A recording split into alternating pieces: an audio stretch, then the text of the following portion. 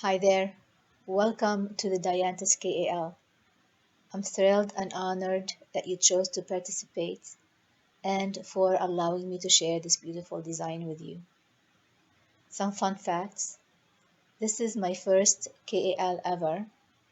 There are over 220 participants and covering 22 countries so far. And thanks to Lucia, we have a parallel effort in Italian via Facebook. We will begin the KAL by knitting a swatch to practice the leaf and flower motifs. Those are based on Estonian nupps, but the nupps are manipulated in different ways to form the shapes for this design. For the swatch, use the same type of yarn and the colors that you intend for your shawl. This will allow you to test whether the color combination and the yarn is going to work for you. In the download information you received, you have instructions and charts to begin knitting the swatch. And then also you can leverage this video. Let's begin.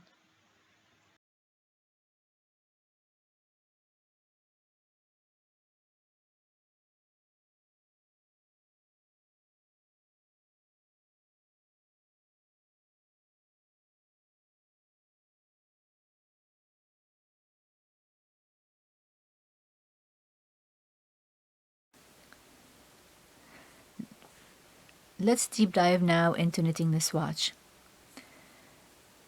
I've knitted 12 rows already per instructions, and I'm about to begin knitting the chart.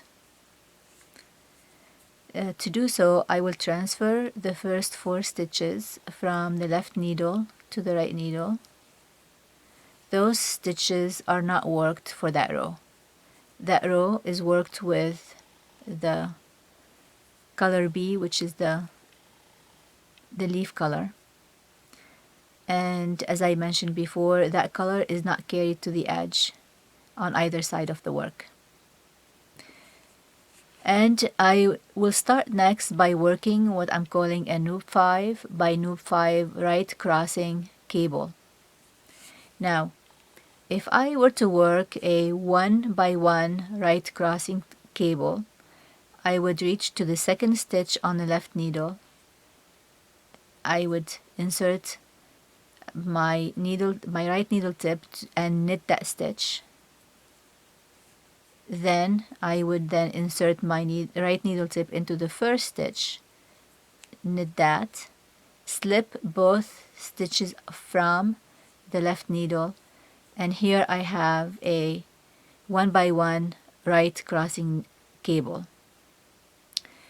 I'm going to use the same type of principle to work a 5 by 5, rather a 5 nup by 5 nup right crossing cable. So in this case, instead of just simply knitting one stitch into this, making one stitch into the second stitch on the left needle tip, I'm going to make a nup 5 into that stitch. So same thing, I will insert my needle into that stitch to knit it, and I will knit one, draw a long loop, yarn over, insert into my needle into the same stitch, knit again, and here I have 3 loops, make another yarn over and knit into that same stitch one more time, and here I have 5 loops. Then I reach over to the first stitch on the left needle and make a nup 5 by knit one stitch, yarn over, knit into that same stitch again. So I've got 3 loops into the first stitch, make a yarn over and knit one more time into that same stitch, and now I have two nup 5 by nup 5 on my right side or the right needle tip. Then I can slide these 2 stitches off of the left needle, and I have a nup 5 by nup 5 right crossing cable. After that, I work per pattern until I need to make my next loop 5 by loop 5 right crossing cable, and this time I will show you a different way of making this cable by switching the order of the stitches first, because if you struggle with the way I made it in here, there is a different way where it could be easier for you. And here I am. I'm at the next loop 5 by loop 5 right crossing cable that I need to make. So here, instead of working directly into the second stitch over, I will switch the order of these 2 stitches on the left needle first. Then I will make my loop 5 in each one of them, and then slip each stitch separately off the left needle side. So first, then I will insert my needle into the second stitch on the my right needle into the second stitch on my left needle, slide both stitches off, then go grab that first stitch with my left needle tip. Whoops. Trust me, it's easier than I'm making it appear here. Then this second stitch that is on my left, rather on my right needle tip, I place it back on the left needle.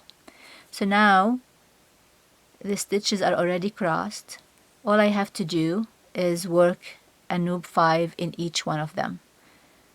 See, I think I split this stitch. Here we go. So here I work my loop 5 by knitting, yarn over, then knit again into the same stitch, make a yarn over, and knit again into that same stitch until I have 5 loops. I slip that stitch off the left needle, work another loop 5, knit, yarn over, knit, yarn over, and knit, and I slide that stitch off the left needle. So here I have 2 loop 5s, but they are right crossing. So at this point I'm left with my 4 edge stitches, which I will not be working on this row. I turn my work and then start with row 2 of the chart. So here row 2 tells me that I need to purl 5, and the purl 5 are really the loop stitches that I just created. I insert my right needle tip through those 5 loops all together and I purl them. Then I make a yarn over. Then I insert my right needle through all 5 loops on for the next loop that I just created. Wiggle it a little, wiggle a little bit to even out these loops, and I purl them all together.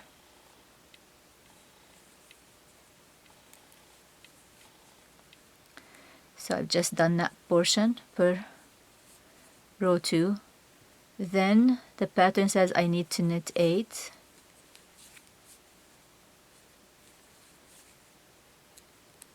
Four, 5, 6, 7, and 8. The next stitch, or next new stitch, or next pattern stitch I'm going to make is a purl with 2 wraps. So I move my yarn to the front, insert my needle as if to purl in the next stitch, then I wrap the yarn around the needle twice and pull it through. So this is an elongated stitch. It's even though I have 2 loops in here, it's actually 1 stitch. When we get to it on the next row, we will slip the extra loop and we will end up with one elongated stitch. Next, I need to purl this stitch through the back loop. So basically I need to reach out. So you see in here, I need to reach out from behind that stitch and through to the front. So behind the stitch and in through the front and through that stitch, and then purl it. And that's the purl through the back loop. Next, I create another purl with 2 wraps. So purl, wrapping the yarn around the needle twice. Then I move my yarn to the back and I knit 8 stitches per pattern. I get to my next Noop 5 by Noop 5 cable that I created, and I insert my needle through all 5 loops and purl the first set together, make a yarn over. And speaking of yarn overs, because I am doing a purl 5 and then another purl 5, I intentionally take the yarn over to the needle and bring it back to the front completely, so making a complete loop. Then I purl 5 together. At this point I am done because I'm not going to work these edge stitches with this color. I slip these 4 stitches back to the right needle and I am done with this row. When I'm done, then I don't need this color yarn anymore for now. I cut it, move it out of the way.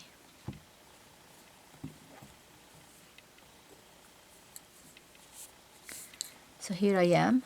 I finished with rows 1 and 2 with my leaf color or color B. Next I will work rows 3 and 4, and those rows are worked with the main color. Starting with purl 1 and knit 3. So you notice that I am purling the first stitch of every row. That's important because I want to have enough slack in the edge. So as we are blocking the shawl, we're able to block it to the right dimensions, and we don't have any tension, and it blocks, and we have the right curvature. So continuing to work row 4, row 3. I'll work all the way to the center where I created the double loop.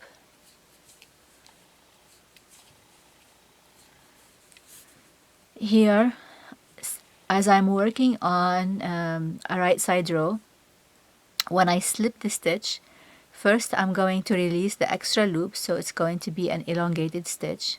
Second, I'm going to slip it with the yarn in the back because I don't want the yarn to go in front of it. I want it to be visible in the front.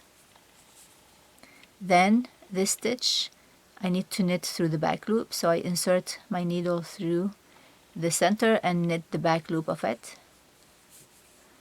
Similarly here I have the next elongated stitch with the extra loop. I slip it purlwise with the yarn in the back and release the extra loop,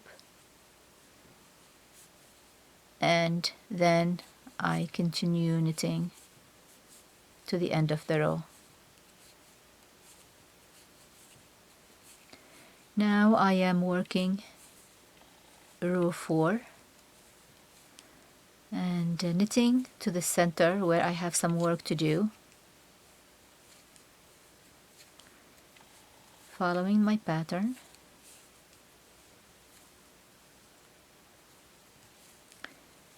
Alright, I'm up to the point where I need to slip this elongated stitch.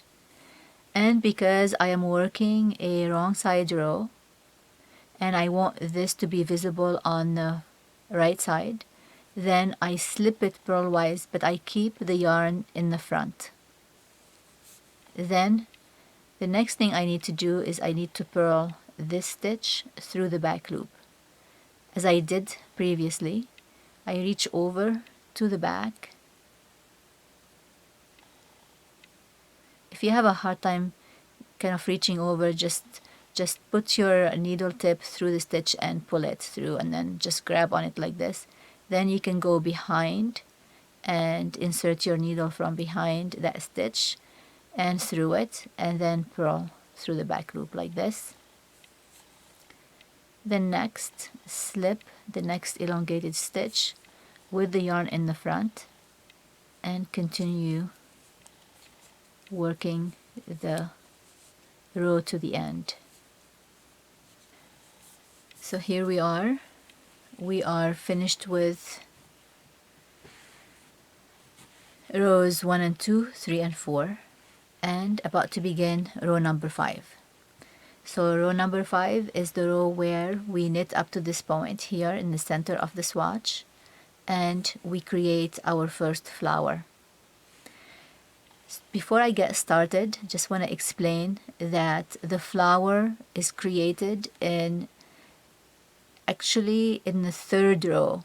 So we will be working our 5th row in here, but when we get to this point where we need to create the flower, we will create it 2 rows below the row number 5. So we will create it in row number 3.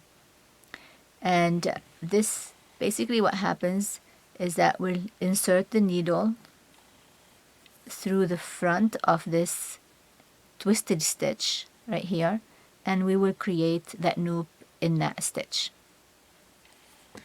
So let's see how we can do this. I am working to the point where I need to make where I need to slip that elongated stitch and then make my flower. So here I am. I slip the stitch again because I am working a right side row.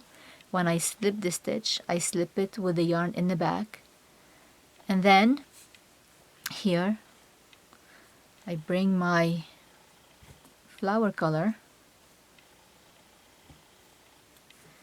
tie that yarn around my main color yarn,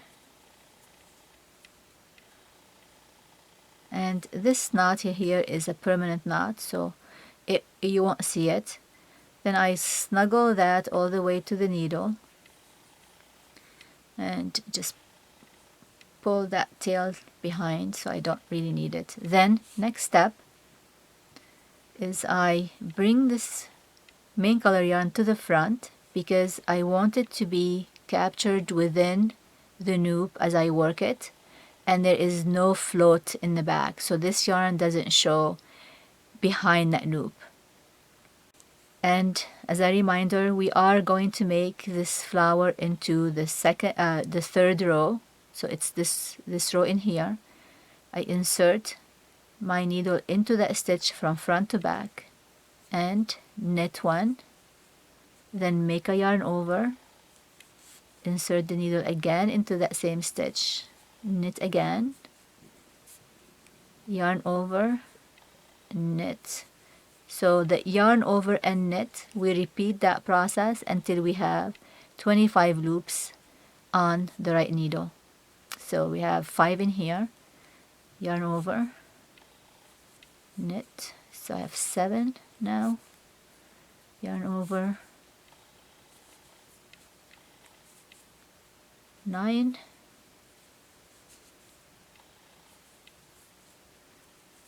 and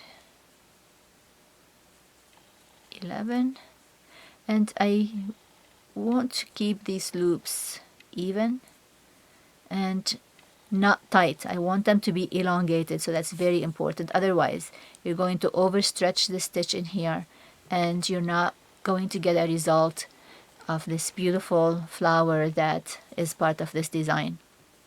At this point, it becomes a little bit especially because I'm using DK weight yarn, it's becoming a little bit difficult to dip the needle into that same stitch. So what I'm going to do instead, I'm going to use a crochet hook, and when I make the yarn over, I reach through that stitch and go grab the yarn, and without twisting it, as I pull it, I place it on the needle like this. And now I think I have 13. Let me count. 2, 4, 6, 8, 10, 12, 13. So I've got 13. Another yarn over, and then I continue this process until I have 25. So 23.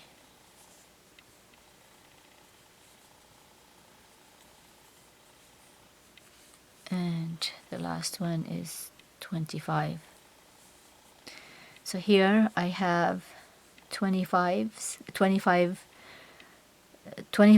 stitch loop, and then now I can just slip that stitch off that needle, and you'll notice that this is my working yarn, and if you look behind, it doesn't float behind in here. It's captured within the loop, which is exactly where I need it to be, and it's ready for me to continue with my row. But also at the same time, since I'm done making this loop, I can just cut this yarn and get it out of the way. Then continue working my row. And next thing what I need to do is I need to slip this stitch again, purlwise with the yarn in the back, and knit to the end of the row. So here we are, we're done with row number 5, and when we get to row number 6, we're going to do a couple of things. One is we will divide this set of loops into 5 equal portions of 5 loops each, or 5 stitches each, and we'll separate them with yarn overs to form the flower, form this flower motif. So we separate the 25 stitches into five groups of 5s, and we add yarn overs in between. And then also what we will do is we'll do this cable to move the elongated stitch 2 stitches over on the right side, and this elongated cable will move it 2 stitches over to the left. So let's begin with row number 6 and get that going. I'm working until I get to the point where I need to make my 1x2 left crossing cable in reverse. And this 1x2 left crossing cable in reverse is really a 2x1 left crossing cable on the wrong side. But let's not worry about that too much. There's an easy way to do it, and really is to actually look and see what I want how I want it to look like on the right side, and make sure that I rearrange the stitches so I get this elongated stitch in the right position. So basically here, first time I do, when I get to the first cable I need to make, what I need to do is I need to move these 2 stitches to the left and these 2 stitches to the right, but I want this stitch to stay in the front. So without using a cable needle, I'm just going to lift these first 2 stitches and just hold on to them like this, then lift the elongated stitch from the left needle tip to the right needle tip, and then go grab the 2 stitches I just lifted first and put them on the left needle tip, and then replace that elongated stitch back on the left side. And then when I look to the front, I have the result I want. I move this to the right position. So now all I need to do is just purl those stitches normally. So that's the work. The hard part is done, and all I need to do right now is just purl them. So see how it got moved by 2 stitches over. Next, I need to start dividing my flower, and what I like to do here is I like to kind of separate the first 5, so I count them because I need to have them happen in order. So I separate them 2, 3, 4, 5. So here's my first 5, and then I insert my left needle tip again through all 5, and I just wiggle them to make sure that they're even, and I purl them all together.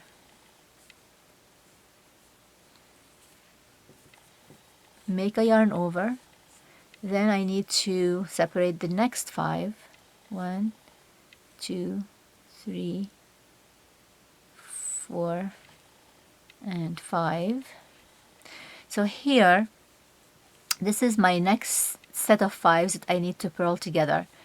But one thing through experience, because I have made 4 of those shawls already, I found out that if I rearrange the first 2 loops, this loop here and the second loop here, if I rearrange them by simply just switching their order, put that second stitch as number 1 and the first stitch as number 2, so I'm just going to rearrange them like this, then my flower looks a lot better.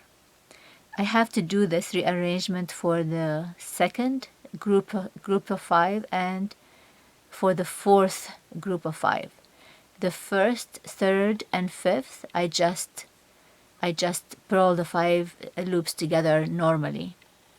So here I've already rearranged, and so here's 2, 4, 5 right here. I've got 5 loops.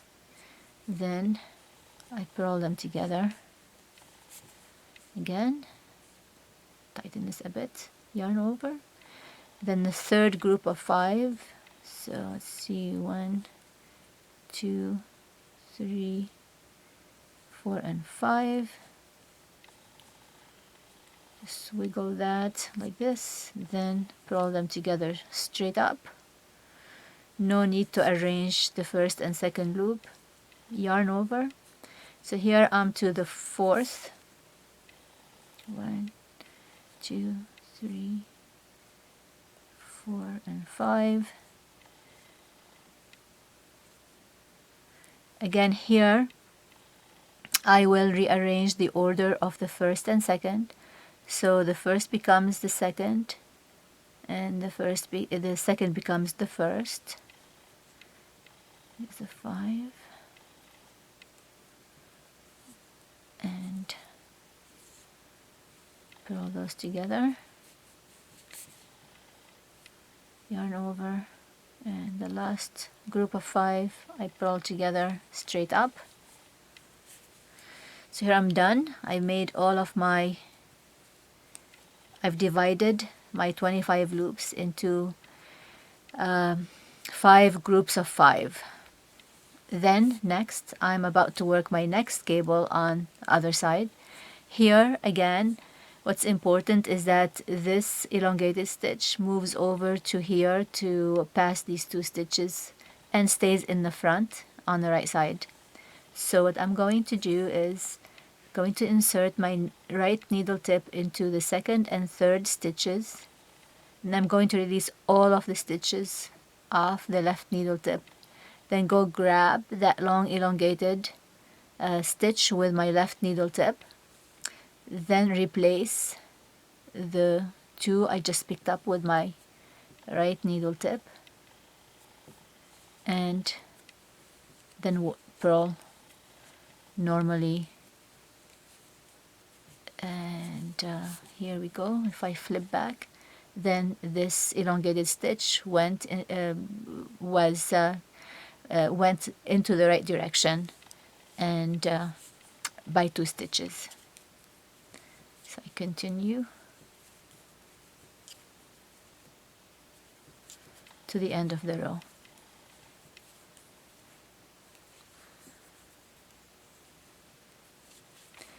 So I'm starting row 7 and knitting to the point where I need to make my first right leaning decrease.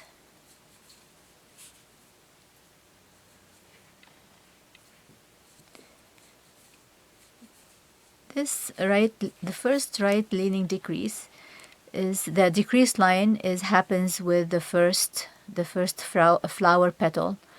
So basically this is the constant. We always decrease at this line in here that aligns with the first flower petal. So here I'm going to knit up to the to that first stitch before it, and then knit 2 together. Again, all of this is in the pattern and the chart. Then I'm knitting 7 stitches to the last flower petal. Right here, this is the last flower petal. And our left leaning decreases are going to be aligned with that petal. So then I'm going to do an SSK, so slip knitwise the first stitch, slip knitwise the second stitch, and then I'm going to knit them both through the back loop and knit to the end of the row.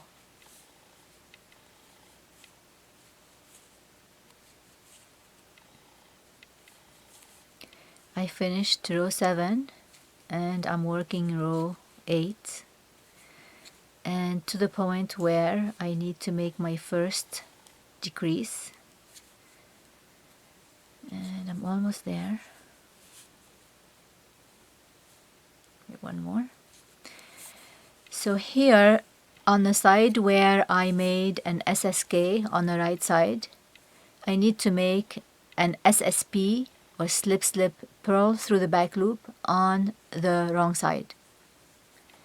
And again, I want to make sure that it aligns with that petal on the edge.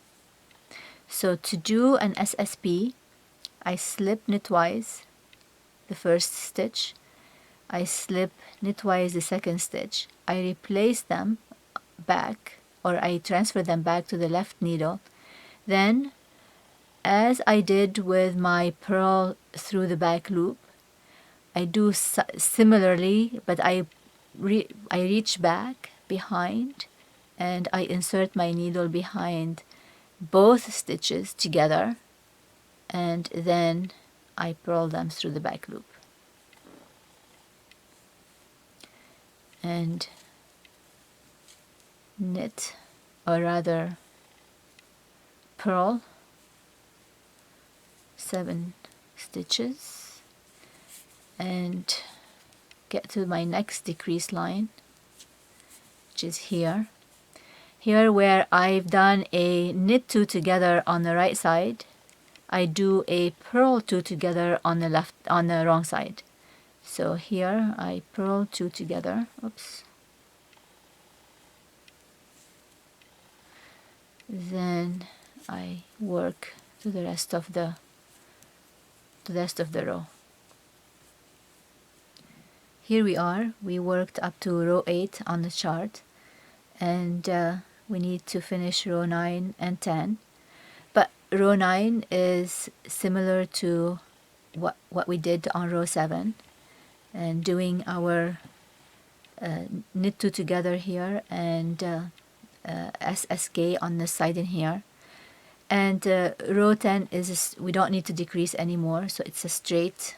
We work it straight. We work the edges in garter and the center in stockinette stitch. On the wrong side here, we have these yarn tails that we need to weave in, so don't worry about them for now.